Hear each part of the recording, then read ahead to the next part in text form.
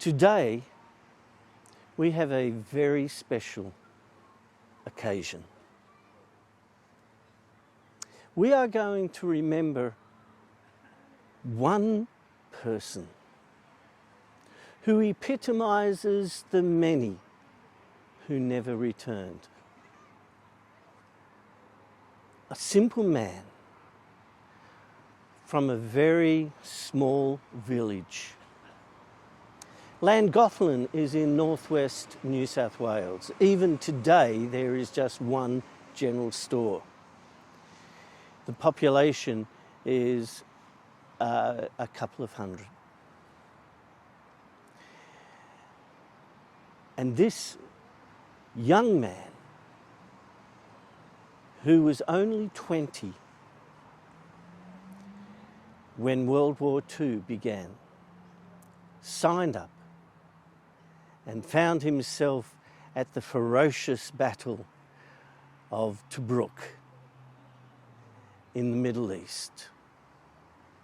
It is his life that we are going to commemorate, because he is like so many other Australians, Americans, English, French. It doesn't matter where they came from. These are simple young men who are heroes. Heroes who never returned. ANZAC Day is our special day in Australia when we remember them. In America, you have Memorial Day. In the United Kingdom, you have Remembrance Day. Here in Australia, it is the 25th of April, ANZAC Day. It was the first time that Australians as nationals went to war. We don't celebrate war, but we do remember those who did not come back, because they were our brothers, our uncles, our fathers, our sons. We have a very special guest who is going to help us understand the sacrifice that even today people still feel.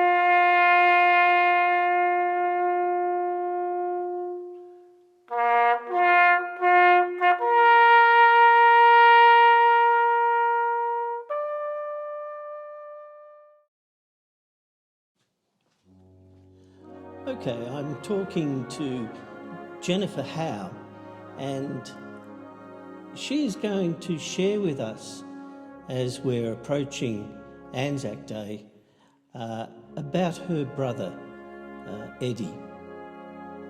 So, Jenny, tell us, you were very young. You were about 3.5, nearly 4 years old when Eddie enlisted. What are your memories of Eddie as a person, as a brother? He was a very good brother, and I really liked him. And what sort of things can you remember? It's very difficult because you were so young, but what do you remember the things that he would do in the family or with you? He was joking all the time. Now, you came from a big family. You grew up in Llangollen, which is northwestern New South Wales, a very rural country area. How many brothers and sisters did you have? I had 4 sisters and 5 brothers. That's a lot. And where did Eddie fall into that? He was the 4th child, and he was born on the 27th of the 10th, 1990. Okay, and so Eddie enlisted in the AIF, the second AIF. Do you recall when he enlisted and where did he enlist? It was in Tamworth, the 28th of June 1940. So he would have been just short, well, he would have been 20 years old, Yes. just short of his 21st. That's right. Okay. Can you recall, and again, this is difficult because you were so young, but can you recall the reaction of your mother and father? Well, they weren't really happy about it, but Eddie wanted to go to war, as a lot of young men did go. Do you recall what his role? So He was a gunner. he was a gunner. So there would have been a number of men with an artillery piece, and there would have been the loaders and the gunner, and so he was a small group of men. Yes. Yeah. And what happened?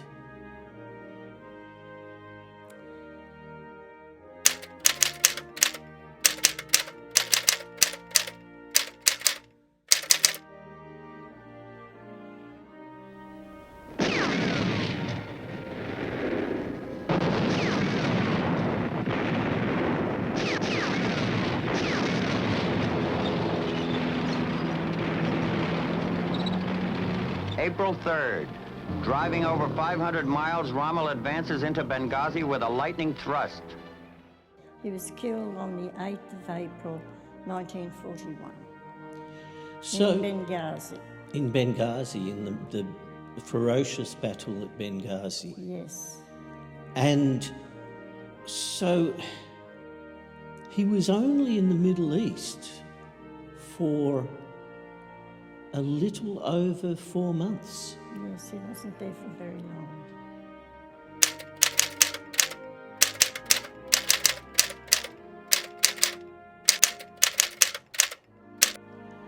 And so how did the family find out? Well, the minister used to come from Gyra. This is the Anglican Yes. minister, yes. And so he would be the one to come and tell families when somebody was missing or had been killed in action. Yes. And I understand that your mother was given different information about what happened to Eddie.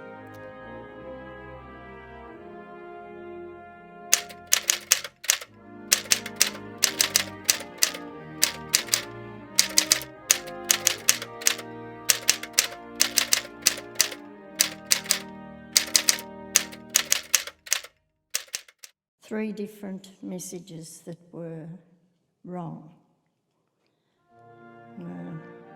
One was that he was killed.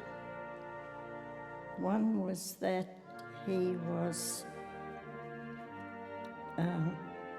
drowned, and 3 different things, and eventually it was discovered that he'd actually been killed at his post.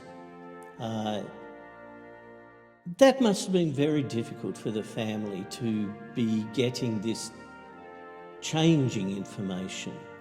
it was very difficult. And what happened to Eddie after that?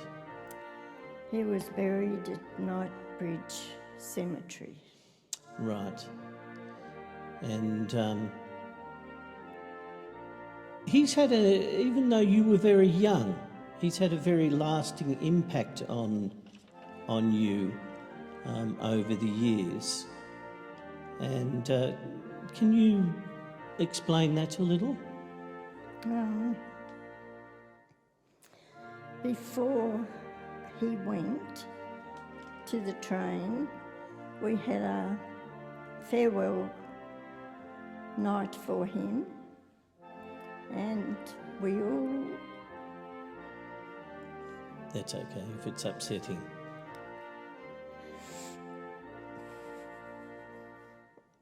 So that was the last time you saw Eddie? Yes. And we all walked up to the railway station, and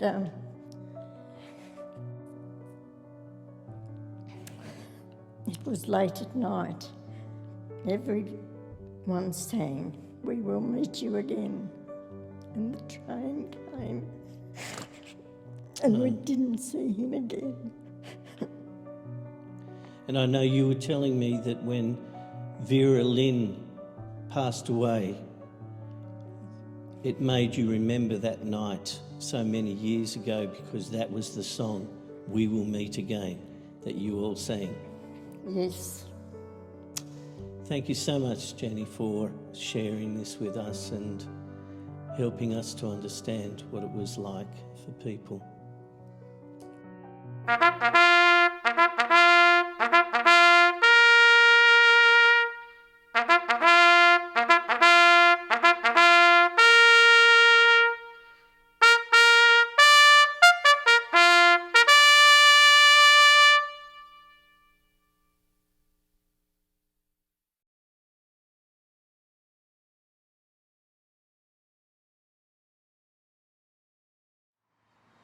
Thank you very much for joining us today on this really special occasion, and thank you very much for my special guest, Jennifer Howe, who told us the story of her brother, Edwin Howe.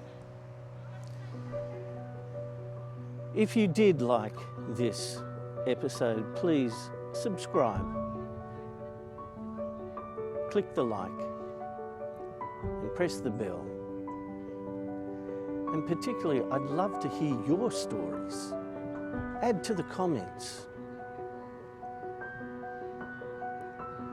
so that we can share the wonderful gift that these people have left us.